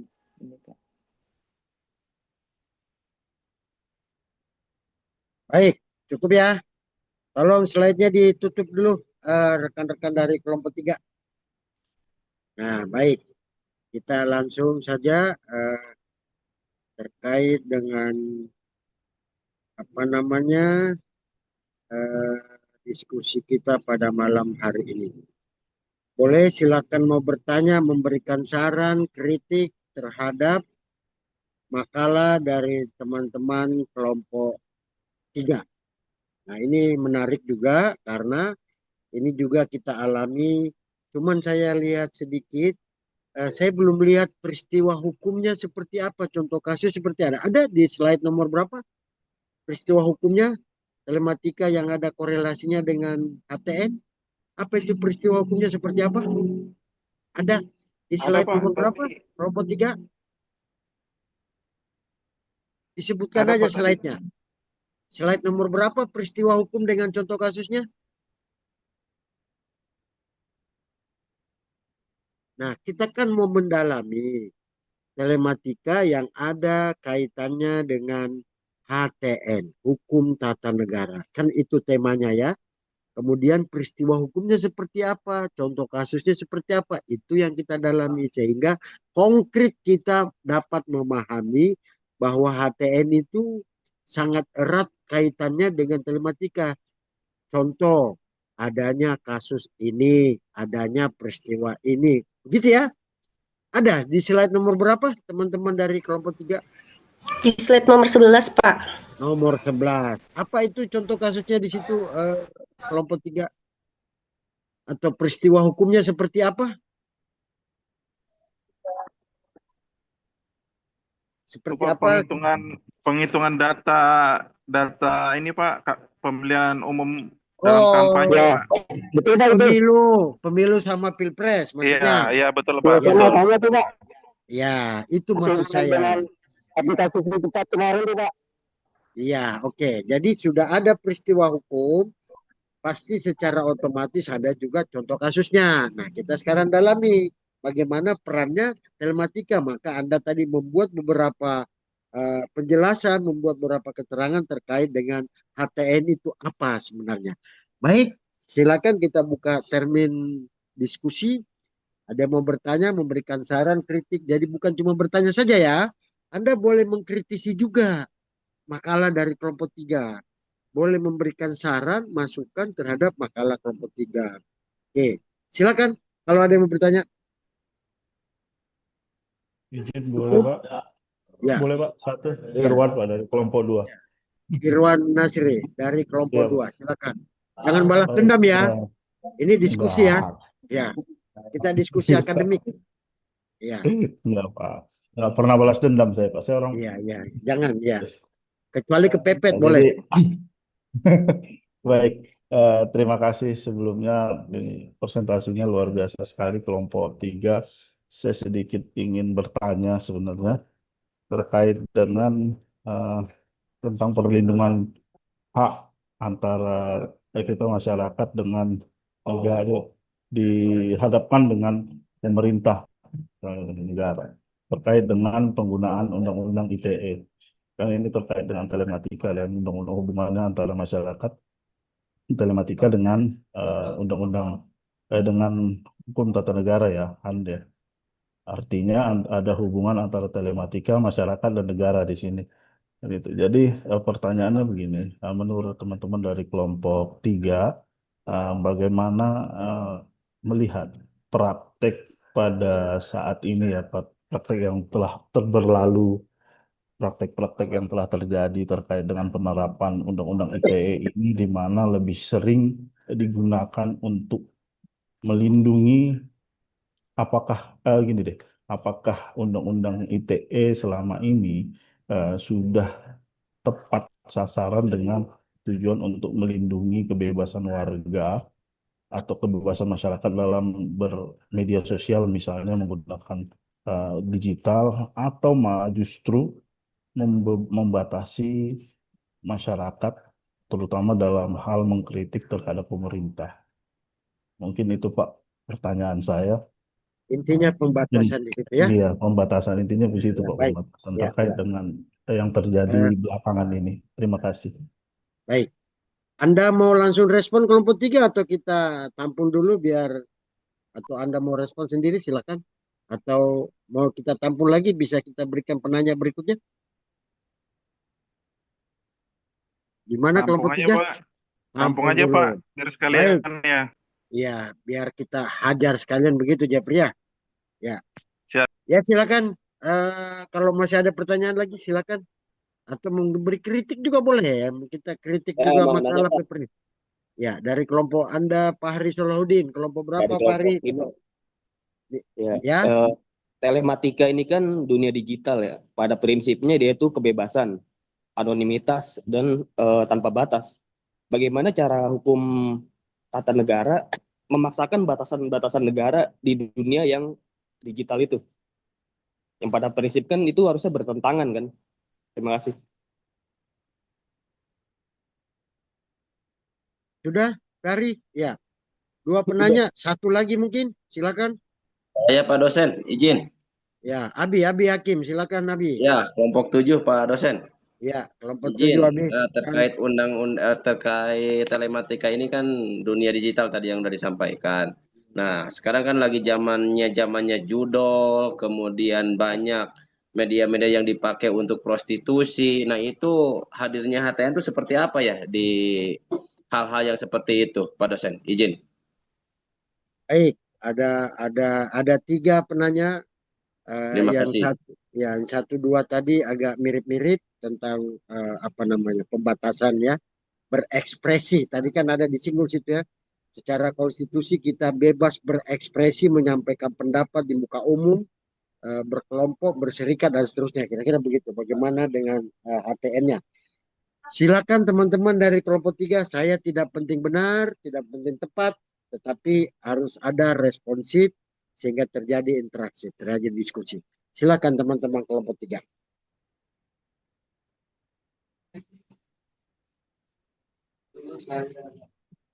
Nah, kalau nggak ada yang mau jawab kelompok 3, nanti dijawab sendiri sama penanya. Boleh? Jangan Pak Dosen. Oh, jangan. Ya, dulu. Ya, habis teman-teman kelompok 3 lagi cari bahannya mungkin. Ya dibuka materinya tadi boleh. Silakan dibuka materinya. Lagi-lagi saya nggak Izin penting sambil benar. minum Pak Dosen ya. Ya silakan. Anda mau mau makan juga mau silakan aja. Nggak ada masalah buat saya ya. Anda Boleh mau juga merokok, ngerokok. Boleh, Anda mau ngerokok juga nggak apa-apa karena kita bukan di ruang kelas, kita di negara anta beranta nih kuliahnya gitu ya. Makasih Pak Dosen. Di Izin planet. ya Pak Dosen. Silakan. Anda mau berpelukan juga silakan, tapi open kamera ya, on cam ya. Baik. Ada lagi yang mau bertanya cukup? Oh, bukan. Sekarang mau dijawab sama teman-teman kelompok 3. Pak Dosen Dibuka izin tadi. sambil merokok. Izin sambil Iya, merokok boleh. saya. Boleh, silakan. Izin Pak Dosen, saya mau menanggapi pertanyaan yang ketiga aja Pak. Oke. Ya. Silakan. Tadi kan pertanyaannya itu tentang judi online ya. Bagaimana? Iya Bang, kan sekarang banyak tuh di Facebook kayak iklan-iklan Iya, judol, yang live betul. judol gitu kan. Nah itu Betul Pak. HTN itu seperti apa kan itu udah ada mungkin ya sistemnya atau gimana kan udah ada running tuh informasi-informasi itu ke negara. Tapi kenapa masih ada aja gitu Bang? Iya betul. Saya juga sebenarnya kepikiran ke situ sih Pak Abi ya. Ya, itu sekarang kan lagi marak juga ya yang dari Kamboja judi-judi online kan di TikTok. Bukan, ada menawarkan. kaitannya sama HTN nggak? Ada korelasinya Ada nggak? Pak. Oh Ada Pak. ada. Ini Ya, kan masalahnya gini Pak. Kenapa ya saya bilang silakan. ada? Karena kan eh, mereka itu kan bangsa Indonesia Pak, yang di Kamboja ini, Oke. begitu. Jadi kan mereka kan yang pekerja scam judol itu kan sebenarnya warga negara Indonesia Pak. Oh Tapi gitu. mereka bertempat tinggal itu di Kamboja. Oke. Begitu. Jadi kalau saya lihat sih hubungan hukum dari negaranya itu ya paling ya dari KBRI-nya Pak Ali ya, dari KBRI yang menindaklanjuti atau berkoordinasi dengan pihak negara Kamboja lah yang berwenang. Begitu Pak. Bagaimana apakah itu harus digerebek untuk kantornya di daerah Kamboja karena sudah meresahkan untuk wilayah Indonesia. Seperti itu sih Pak. Ya, oke, baik. Ada yang mau menambahkan? Silakan. Terus Yang penting tadi kan kita ada dua Pak yang penting kita jangan keluar dari konteks dulu ya. Jangan yang keluar dari terkait konteks dulu kayak HTN ya. aplikasi itu Pak. Ada aplikasi yang dipakai sebagai salah satu prostitusi. Nah, hadirnya negara ini HTN ini gimana ya Pak ya? Masih marak itu Mana pengguna-pengguna linknya aplikasi. dibagi? Ada nggak buktinya itu linknya mana prostitusi Iya Bang, itu? minta linknya dong Bang. Bagi linknya. Iya, jangan sampai Jadi berita oknum ini hoax Abang nih gitu. kayaknya. Betul. Enggak, kita Enggak. bicara, sebentar begini, ini walaupun saya bercanda, tapi kalau kita bicara hukum, bicara pembuktian, bicara by data, gitu ya. Katanya mana kalau memang ada link apa-apa di-share di sini. Ini loh contohnya. Kita mau belajar akademiknya, bukan bicara pornonya, tapi kita bicara akademiknya. Benar nggak ada linknya itu? Enggak, Pak. Jangan-jangan Sempat saya download itu link ya, dan emang aplikasi itu ya jangan ketawa Budiman kalau mau minta secara apa japri namanya? nanti. Ya apa namanya Pak? Ternyata pengguna-pengguna di situ ya kayak menjual diri gitu Pak, menawarkan itu seperti itu. BO. Ya itu udah masuk ke ranah prostitusi kan, bukan berarti saya mencoba ya Pak, tapi saya belum pernah gitu. Enggak Cuman apa-apa, Anda pengen juga tahu coba, enggak aja gitu apa-apa. kan. Itu kan urusan Nah, pribadi, enggak masalah kita. hadirnya negara di sini sebagai HTN ini, apakah aplikasi itu gimana sih? Apakah agak diblok? Kan penggunanya banyaknya orang Indonesia juga tuh Pak, masih muda-muda pula gitu kan, itu. Ya. Oke, masuk kelompok 3 masih mau. Mungkin menanggapi Pak dosen. Iya, silakan kelompok 3. Tadi kan masalah judul kan saya sudah menjawab ya Pak. Sekarang Ya. kan masalah pornografi. Ya. Kalau masalah pornografi ini Pak, menurut tanggapan saya, itu kan kemungkinan besarnya itu kan servernya menggunakan server luar dan itu global Pak. Karena ada unsur pornografinya dan itu pakai server luar kecuali mereka memakai aplikasi Indonesia. Nah itu baru bisa ditindaklanjuti Pak. Tapi kalau menurut saya yang Bapak tanya itu kemungkinan besar pakai server luar dan itu tidak bisa ditindaklanjuti atau diproses hukum gitu Pak. Berarti negara Indonesia nggak bisa Pak tahu data-data itu, kemudian ngelihat Sherlock-Sherlocknya atau gimana, nggak bisa ya negara hadir di situ secara hukum. Nanti berpindah Bang menjadi hukum internasional. Izin Kuliahnya hari bantu jawab Minggu. kelompok 3 Pak. Ya, kelompok 3 boleh, silakan. Ya, Tapi saya izin menjawab membantu ya. kelompok 3. Mana? Siapa? Bentar saya lihat dulu. Samuel Pak. Oh Samuel Eko, silakan. Ya, jadi begini, saya membantu kelompok 3. Jadi tadi pertanyakan mengenai judi online dan prostitusi daring.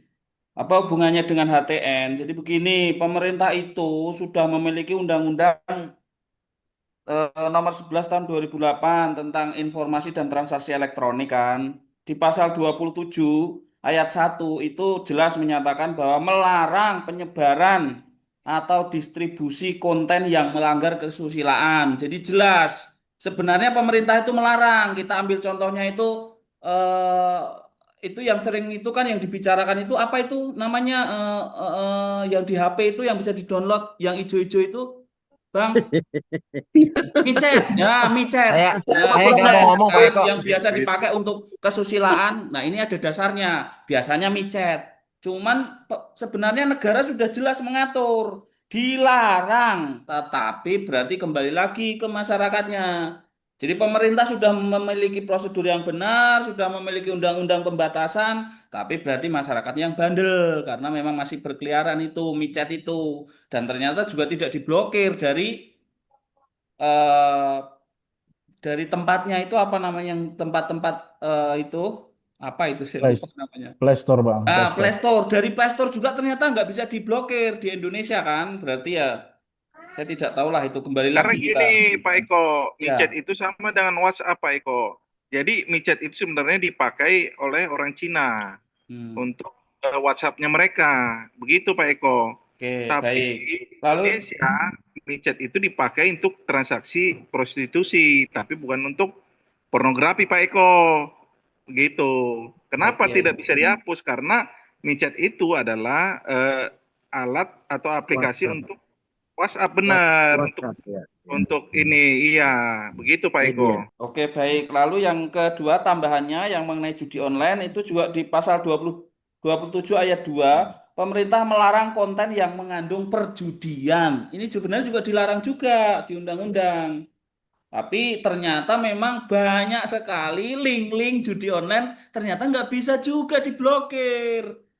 Begitu. Nah itu nggak tahu lagi tuh. Masuk sih pemerintah nggak bisa diblokir? Sebenarnya bisa. Karena setiap konten yang masuk itu kan sebenarnya kan ada di dalam sebuah wadah dari sebuah lembaga kementerian kita. Tapi nggak tahu kenapa nggak bisa nggak bisa kalau betul Bang. satu diblokir muncul lagi yang banyak malahan. Nah itu ya kembali lagi Betul ke tuh. Karena kan hukum. harusnya lewat pemerintahan dulu kalau kita mau masukin situs-situs itu kan harus disaring dulu kan sebenarnya. Tapi kenapa nih saringnya selalu bocor? Nah itu HTN ini di mana negara itu gitu loh. Itu Tuhan yang Maha Kuasa yang bisa menjawab itu. Banyak politik gitu.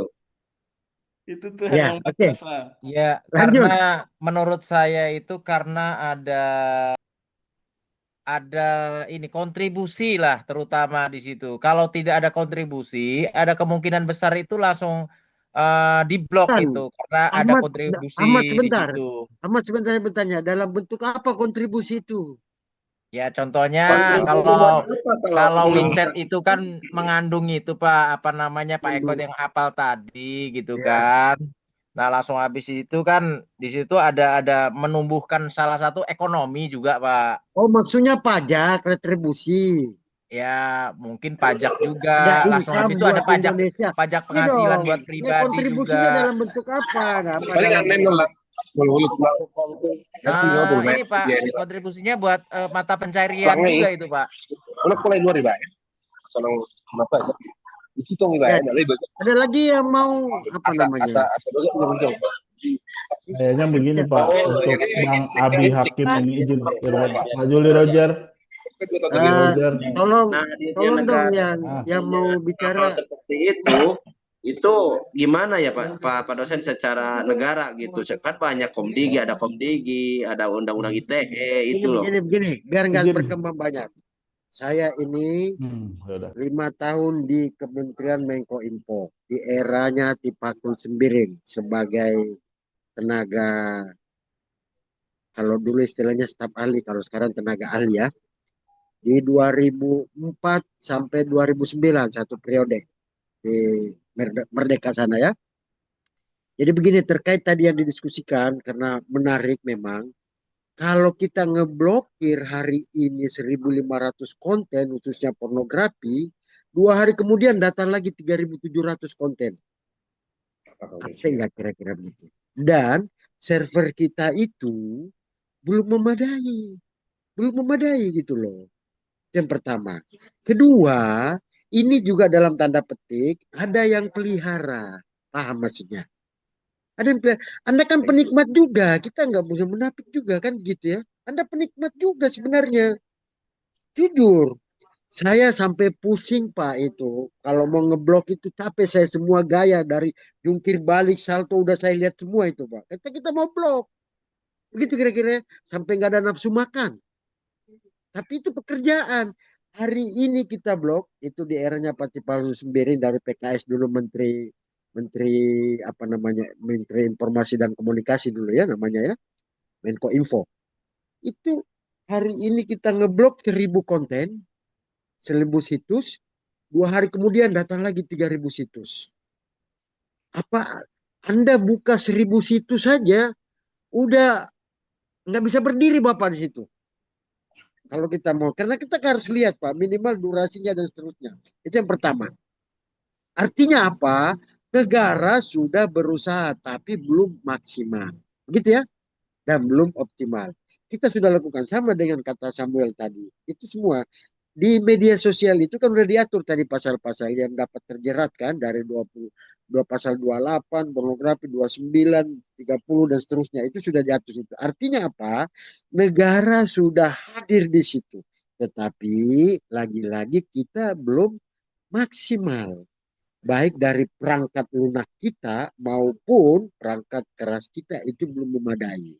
Jadi itu sehingga sangat mudah kita diserang, sangat mudah kita akun itu. Dan ingat Bapak Ibu sekalian, internet itu milik dunia, bukan milik Indonesia. Siapapun boleh melakukan itu. Sebatas namanya knowledge, sebatas namanya pengetahuan. Anda juga boleh melakukan itu. Anda bikin situs boleh. Sepanjang Anda tidak mentransmisikan dan tidak menyebarluaskan, nggak ada pidananya di situ. Saya kasih contoh Ahmad Wahyudi pengantin baru, dia buat video, kemudian dia bulan madu ke Afrika misalnya, dia buat konten itu. Tapi buat konsumsinya Ahmad Wahyudi dengan pasangannya, nggak ada masalah di situ. Nggak ada masalah. Yang jadi masalah kalau Anda atau lalai Anda ada yang mentransmisikan, baru masuk unsur pidananya di situ, menyebarluaskan. Itu tadi kalimatnya, menyebarluaskan, barang siapa menyebarluaskan, mentransmisikan, mempublish dan seterusnya. Tetapi kontennya Ahmad ini nggak masalah gitu ya. Jadi gitu ya, itulah kebebasan berekspresi. Bagaimana tadi Anda juga mengatakan bahwa kita dijamin dalam konstitusional, bahwa kita bebas berekspresi. Nah demikian itu. Nah persoalannya sekarang, maka ada istilahnya pasal karet tadi itu, kalau Anda dengar, tarik-menarik itu. Nah, hukum telematika ini 3 kali mengalami perubahan. Dari mulai kehadirannya 2008, 2016, kemudian 2021 kalau tidak salah, itu disempurnakan terus. Dan itu pun belum sampai sempurna. Padahal ini perlu sebagai payung hukum. Perlu sangat sebagai payung hukum kita untuk bertindak. Jadi gitu ya. Jadi persoalan tadi masalah konten-konten itu atau situs itu, pemerintah sebenarnya sudah hadir. Saya 2004 itu di pemilu kedua pasca reformasi, saya sudah di Menko Info pada saat itu. Memang itu kira-kira ya. Jadi negara sudah berusaha semaksimal mungkin, tetapi belum memadai dan belum maksimal. Dan satu lagi saya sampaikan tadi yang saya bilang, dan ada yang pelihara gitu loh. Kita nggak usah sebut nama, tapi itu ada yang pelihara. Ada penikmat juga di situ. Nah, sama dengan Anda tadi bahasanya, di situ ada semacam retribusi, ada pajak. Anda masuk ke Indonesia itu sudah diatur, tapi itu bayar pajak loh. Dipelihara juga sama oknum dalam tanda petik. Gitu ya. Ada retribusi di situ yang terselubung. Ada transaksional yang terselubung di situ. Kan menghasilkan Pak, karena ada iklan di situ. Begitu ya, menghasilkan ada iklan di situ. Anda ditonton, apalagi Indonesia ini, kalau saya lihat grafiknya itu penikmat seperti ini, itu 97%. Hilang nggak itu penikmatnya tuh? Ya kita nggak munafik gitu loh. Ya mudah-mudahan nggak ada dalam room ini ya, nggak dalam media itu penikmat itu nggak ada ya, mudah-mudahan nggak ada, mungkin di kelas lain mungkin. Nah itu maksud saya, artinya apa? Negara sudah hadir di situ, tetapi belum maksimal itu. Yes, kita sepakat di situ. Kita sepakat di situ. Nah inilah tugas Anda untuk membenahi ini. Jadi yang paling terpenting dalam hukum tata negara itu, seperti contoh tadi. Kalau contoh tadi itu kan subjektif, adanya kebocoran data pemilu misalnya, adanya penggelembungan suara segala macam. Nah, itu kalau itu bicara oknumnya subjektif ya.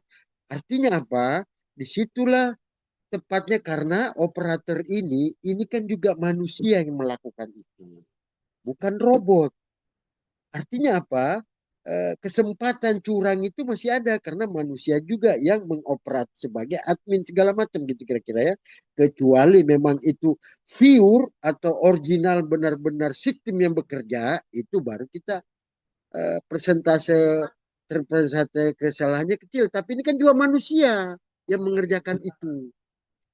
Hanya dibantu dengan media tadi, apakah itu media apapun itu, chip apa segala macam gitu kira-kira ya.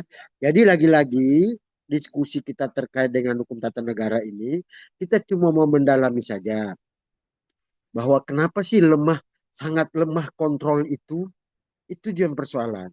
Kenapa sih negara kita sangat lemah sehingga seperti Anda sampaikan tadi dengan masuknya bebas segala macam. Nah, kita juga harus akui fasilitas sarana dan prasarana kita belum memungkinkan untuk itu. Sangat klasik juga alasan argumentasinya negara bicara tentang budgeting, bicara tentang anggaran, gitu ya, sangat klasik. Jadi kita harus akui itu. Apalagi kita ini penduduk terpadat di Asia Tenggara gitu, mungkin di dunia juga. Jadi dan lagi-lagi teman-teman harus ingat bahwa internet itu milik dunia, bukan milik Indonesia.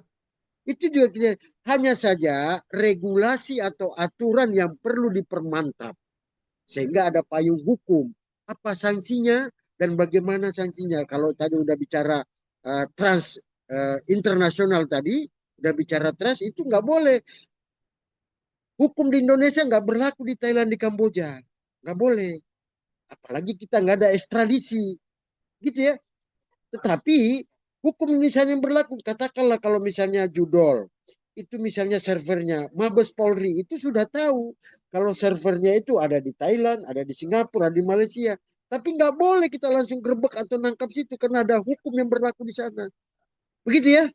Karena kita walaupun kita ada perjanjian ekstradisi, tapi kita harus cari komunikasi Interpol tadi itu. Jadi tidak serta-merta. Dan datanya itu Bapak Ibu sekalian, baik pemain judi internasional atau server yang ada di Singapura, di Kamboja, di Thailand, itu sudah ada semua di Mabes Polri, Pak. Sudah ada semua data itu. Tetapi apa persoalan? Pertama itu tadi klasik lagi anggaran. Masa saya mau pergi jemput di sana, kerja sama Interpol, sama Interpol. Ini kan bicara budget kan? Nah Indonesia kan klasiknya begitu ya. Dikit-dikit operasionalnya mana?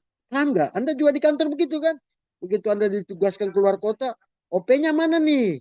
Berapa segala macam. Nah, itu terkait itu. Tetapi negara sudah hadir. Cuman kita sama-sama akui sangat lemah dan belum maksimal untuk itu. Baik dari sarana dan prasarana dan klasik tadi budgeting. Begitu kira-kira teman-teman ya. Tetapi saya sepakat tadi apa yang diskusikan Anda semua itu benar, itu realita, fakta. Kita cuma mau lihat regulasi atau payung hukumnya sehingga ada kekuatan. Ini kan kalau bicara HTN itu kan perdata. Itu sangat perdata itu. Tetapi baru kita lihat pada case per case apakah ada pidananya di situ. Misalnya tadi kalau misalnya ada persengketaan pemilu, ada persengketaan penggelembungan suara, ada pencurian data, nah baru masuk pidananya itu. Tetapi kalau HTN murni itu memang benar-benar perdata. Di mana diselesaikan? Nah, litigasi di warung kopi, di angkringan juga bisa. Di warung Tegal juga bisa. Di warung Padang juga bisa diselesaikan. Begitu kira-kira ya. Karena melihat dari hukum itu tadi juga. Jadi lagi-lagi apa yang kita diskusikan dalam kelompok belajar ini bahwa semuanya itu telematika hadir ini karena ini rezim baru, ini rezim hukum ini baru lahir 2008. Nah, Anda hitung sendiri kira-kira berapa tahun. Ini undang-undang baru. Dan sangat syarat dengan persoalan-persoalan yang terkait dengan politik, ekonomi, budaya. Tetapi lebih syarat dengan politiknya. Anda melihat nggak? Kalau menjelang pemilu itu luar biasa tuh. Luar biasa yang Anda sebut sekarang buzzer segala macam gitu ya. Nah itu kan dipelihara juga melalui media sosial ini gitu loh.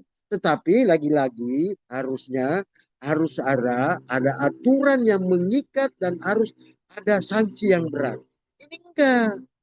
Kan seperti saya bilang tadi, kalau kasus misalnya pencurian data, segala macam itu nggak dihiraukan laporan itu. Coba kalau hate speech, ujaran kebencian, yang notabene public figure, kira-kira running text-nya itu di TV ya, bisa viral sampai 3-4 bulan kan? Beritanya itu saja terus. Itu kira-kira ya. Karena itu tadi nggak ada ketegasan tentang undang-undang itu sendiri. Nggak ada ketegasan. Dan penegakan hukum kita sangat lemah. Begitu Bapak Ibu sekalian, teman-temannya. Saya pikir itu ada yang mau bertanya lagi? Kalau nggak ada, Tadi itu Pak Iva Meyer Pak, udah mengangkat tangan dari Tadi, tadi Pak. tadi ya silakan. gini Pak dosen, Ya, izin Pak Frans. dosen. Ya, Frans, apa? Tadi kan Pak dosen kan memaparkan kan masalah undang-undang ITE ini kan banyak permasalahan, banyak persoalan ya Pak dosen ya. Ya, belum sempurna maksud saya. Tapi Ya. tapi dari tadi apa saya yang salah, apa saya kurang dengar ya. Pemerintah itu kan belum, kalau menurut saya sebenarnya belum ada solusi, dan pemerintah belum memberikan solusi yang benar Ya. kepada seluruh masyarakat. Ya. Dan memang kira-kira menurut Pak dosen apa sebenarnya solusi yang benar, yang tepat untuk mengatasi banyak masalah di IT ini Pak? Kira-kira begitu Pak pertanyaannya Pak. Ya. Terima kasih. Kalau itu kembali kepada regulasi Pak, undang-undangnya. Karena harus ada payung hukum. Begitu ya. Karena misalnya begini, ada kasus hate speech, ujaran kebencian. Apa sih itu ujaran kebencian? Apa sih itu berita bohong? Apa sih itu hoax? Nah, ini kan agak abu-abu semua Pak Frans, gitu ya. Nah, tetapi lagi-lagi kita bicara payung hukumnya. Itulah tadi regulasi. Maka ini 3-4 kali mengalami perubahan. 2008 undang-undang pertama lahir, undang-undang ITE, kemudian 2016, 2021, 2025. Itu perubahan terus Pak. Disempurnakan terus. Kalau undang-undang lain itu permanen. Tapi undang-undang ITE ini dinamis terus Pak, dinamis. Maka seperti tadi dikatakan Frans bahwa solusinya apa? Memang satu-satunya solusi adalah membenahi undang-undang itu. Karena ini susah Pak, agak susah begini. Dan harus ada goodwill dan political will-nya negara untuk itu memberantas itu. Kalau ini nggak bisa Pak. Anda baru lihat kemarin bagaimana ada dugaan Menko Info itu memelihara judol itu. Itu benar. Itu benar Pak. Artinya pada oknum di situ dipelihara, sama dengan saya sampaikan tadi. Iya benar Pak.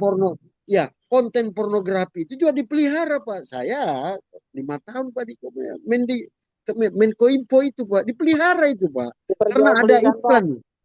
Ada iklan di situ harus ada Pak. regulasi dong Pak. Itu yang saya sampaikan tadi, harus ada regulasi, harus ada payung hukumnya. Misalnya Anwar nih, dia melakukan apa misalnya, harus efek jerah. Dan kita belum pernah lihat bahwa pencurian data itu ini di penjara, di ekspos langsung. Mana Anda pernah lihat nggak? Nggak ada. Begitu ya. Oh, Eva mau Risen, Pak Risen ada yang mau ditanyakan Risen? Eva? Pak dosen izin. Pak. Ya. Pak dosen izin. Ya. Sebentar, Pak, Eva dulu. Iva dulu, Oh, Iva iya, dulu, iya. sorry. Iya. Ya, Iva dulu. Saya Kita dulu. prioritaskan mahasiswi dulu. Mahasiswa Pak. belakangan, ya. Masuk nggak suaranya Pak? Masuk. Masuk kemana? Maksudnya ke ini Pak, mendengarnya gitu loh Pak. Hah? Maksudnya mendengar nggak Bapak suaranya Iva gitu? Oh dengar. Suaranya asik kayak American Idol udah suaranya, vokalnya. Apa? Coba. Iva apa? Yang tadi dibilang sama Bang Jeffrey yang soal aplikasi hijau yang dipakai sama Cina itu bukan WeChat ya Pak, itu WeChat, beda. Takutnya dikira sama, nanti jadi misinformasi soalnya. Oh diluruskan ya. Ya izin juga kalau misal untuk pemblokiran situs itu sepengalaman saya pakai provider Telkomsel itu beberapa situs emang udah banyak diblokir sama mereka Pak. Ya. Kasih. Oke, jadi ini Iva ini meluruskan WeChat itu bukan mungkin WhatsApp, memang itu aplikasi ya. Tapi ini kan penyalahgunaan sebenarnya, sama dengan narkoba. Kalau narkotika itu kan dipakai buat medis kan, tetapi ada penyalahgunaan di situ. Maka kalimatnya penyalahgunaan. Sama dengan WeChat tadi, kalau Anda gunakan benar-benar sebagai WhatsApp, oke, ya nggak ada masalah. Tetapi Anda mungkin orang Indonesia itu kreatif loh, dan copy paste-nya itu paling jago di Republik ini gitu loh. Itu orang Indonesia gitu ya. termasuk saya tentunya karena saya juga bagian dari Indonesia gitu. Jadi kita itu, jadi apa yang disampaikan Iva tadi itu dia mau meluruskan bahwa micet atau apapun aplikasi itu bukan buat kepentingan itu, tetapi ini ada penyalahgunaan. Orang Indonesia men paling jago itu ininya fotokopi kopasnya gitu kira-kira ya. Nah, kreativitasnya tinggi. Nah, itu yang pertama. Kedua, apalagi tadi masalah Eva tadi itu yang diluruskan. Tadi saya lihat itu intinya dia cuman meluruskan tadi bahwa biar nggak salah paham bahwa aplikasi itu artinya begini. Terus kalau Anda seperti yang bilang tadi, Anda juga sebenarnya bisa memblokir situs itu. Itu anak saya aja itu udah bisa memblokir itu, gitu kira-kira ya bisa. Karena itu ilmu itu berkembang secara dinamis. Cuman yang maksud saya tadi, kalau negara, pemerintah harusnya juga turun tangan. Sehingga tadi Frans mengatakan, apa solusinya? Solusinya itu hanya ketegasan, kemudian penegakan hukum. Udah titik. Itu solusi. Tapi ini kita nggak pernah ngelihat orang yang mencuri data atau apapun itu diekspos. Bahwa inilah pencuri data. Hanya cuma penipuan. Itu beda lagi. Kalau penipuan 378 kan, itu beda lagi pidananya. Tetapi hal-hal yang sifatnya prinsip itu nggak pernah negara mengumumkan itu, sehingga dianggap abu-abu, itu ya nggak ada. Jadi intinya adalah saya sampaikan di awal bahwa hukum telematika ini atau undang-undang ITE ini sangat jauh dari kesempurnaan, maka 3 kali mengalami perubahan terkait dengan undang-undang ITE itu. Karena dinamis. Besok masuk lagi kekerasan seksual. Kalau misalnya kita mengajak sesuatu melalui chatting, ini saya udah baca wacana itu di DPR teman-teman saya. Kalau misalnya kita cuma colek teman, kemudian itu merasa terusik, itu bisa dijadikan juga bahwa itu pelecehan seksual dalam media sosial. Coba tuh. Kan agak. Nah, kita lagi kembali di awal di sesi pertama saya katakan bahwa pornografi itu kalau kita mau jujur, baik itu melakukan gerak tubuh, audio, suara, animasi, itu udah termasuk. Nah, Anda seperti misalnya lihat TikTok, Anda kan menikmati kalau ada situ aplikasi yang agak gimana gitu kan. Anda menikmati kan? Malah diulang-ulang terus itu di durasinya real time itu ya, real itu kan. Benar ya? Iya. Padahal itu bagian dari pornografi. Kan kita nggak sadar itu. Benar Nabi ya? Betul, Pak dosen. Sementara kata pornografi itu jika ada audio, ada suara, ada ada animasi atau apapun itu bagian dari pornografi dan porno aksi. Tetapi Anda menikmati juga gitu loh kira-kira. Nah sekarang kita mau bicara secara akademiknya. Kan begitu, kita mau bedah secara akademisinya. Nah, gimana Pak tuh? dosen, Ya. izin. Secara akademis yang tadi disampaikan terkait undang-undang pornografi yang melakukan misalkan melakukan nih contohlah kasus yang mungkin public figure kayak Ariel mungkin dengan Luna mungkin semuanya udah melihat atau menonton ya Pak dosen. Masih disimpan semua tuh filenya tuh arsipnya pasti Nah, disimpan rapi kan mungkin yang melakukan dan yang belum menyebarkan itu beda orang ataupun ya ada ya yang oknum yang menjabarkannya. Tapi kenapa hukum malah menghukumnya, memponisnya si pelaku, sedangkan si pelaku tidak merasa menyebarkan. Tadi Pak dosen sampaikan bahwa kalau untuk asumsi pribadi tidak masalah. Nah, terus banyak bilang juga nih Pak dosen, oknum-oknum misalnya, ya kan di Indonesia hukum pornografi itu emang dilarang. Tapi banyak juga nih warga-warga biasa yang bukan public figure yang melakukan hal itu, tapi kok tidak secara hukum tidak diusut gitu Pak dosen. Nah itu gimana menurut Pak dosen yang terkait itu Pak? Kalau nggak salah saya di awal itu pernah saya sampaikan kasusnya Ariel Peter Pan pada saat itu ya, bahwa itulah hukum telematika, itulah hukum undang-undang ITE. Mestinya yang menyebarluaskan itu sama si siapa namanya Abi yang pemain Luna Maya wanitanya. Ah ya, saya lupa. Anda benar-benar hatam di situ ya. Anda benar-benar hatam di situ. Nah, maksud saya begitu enggak? Saya begini, kita belajar ilmunya. Mestinya Luna Maya sama Cut Tari itu ini juga harus dipenjara. Itu yang benar, karena ini bukan Setuju Pak korban, dosen. ini pelaku. Tapi apa yang terjadi? Malah si Ariel Peter Pan saja yang penjara. Sebenarnya nggak boleh. Menurut hukum itu ada pelaku, ada korban, semuanya masuk dong. Dan dia ini korban, bukan korban, ini pelaku. Kemudian Kan yang kalau nggak salah, menyebarluaskan. kalau suka sama suka kan nggak jadi masalah kan Pak dosen ya. Berarti kan tidak ada paksaan. Tidak ada Nah, paksaan. Tapi kan Anda mentransmisikan. tapi kan contoh yang bukan menyebarkan bukan orang pelakunya, tapi ada oknum lain. Nah, harusnya kan oknum itulah yang dipenjarakan, Iya bukan benar. si pelakunya. Iya benar. Iya, saya sudah mengkritisi itu kejadian itu. Malah saya karena kebetulan lawyernya Ariel itu teman rekan saya gitu ya, jadi saya banyak diskusi sama dia. Ya kita selamatkan aja katanya klien kita kan, ngapain saya mau menarik orang juga ya enggak? Itu beda lagi ceritanya, nanti kita bahas itu. Nah, itu yang pertama. Ada lagi Bi. Anda masih ingat kasus 80 juta? Siapa itu? Almarhumah. Sudah meninggal, Pak. Sudah meninggal. Ya, almarhumah. Ya, saya juga mungkin sudah cerita di kelas ini. Ya, saya juga udah mungkin sudah katakan di sini bahwa dia mengaku bahwa saya korban. Tidak, dia itu transaksional melalui apa tadi itu? OB ya, benar ya? OB apa BO? Apa lupa saya. Itulah kira-kira kan. Nah, itu bukan korban. Dia pelaku. Mestinya Abi yang bertransaksi 80 juta sama almarhumah sama-sama harus diproses hukum.